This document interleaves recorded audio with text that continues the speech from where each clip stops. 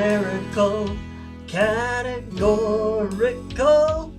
First step is to identify the variable. Try deciding if the average is meaningful. Is there a mean?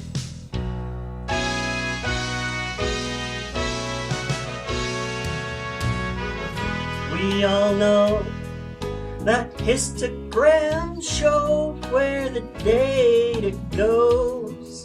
There's good and bad in box plots. We'll learn to find the standard deviation to get probabilities for the normal z's. Numerical categorical. First step is to identify the variable. Try deciding if the average is meaningful. Is there a mean? Numerical data can further be split into discrete and continuous. Discrete data can be measured exactly. We could say what's the probability of exactly 8 family members.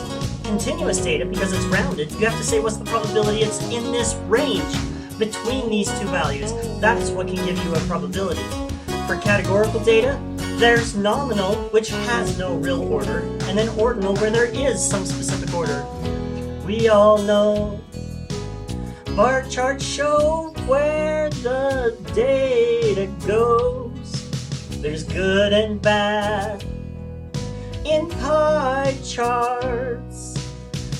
We learn borders have no order. We'll get a proportion for each section.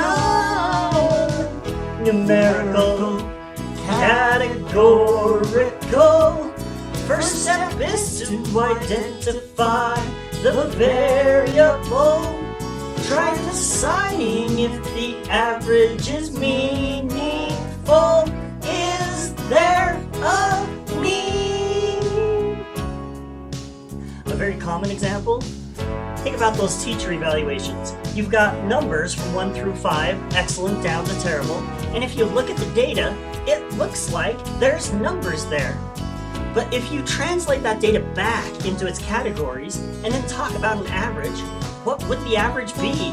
It's very common for administration to get an average, 2.09. What does that interpret as? Somewhere above mostly good? How far above mostly good? You probably want to look at a bar chart really to evaluate this, so that you can answer the question, is there a mean? Numerical categorical.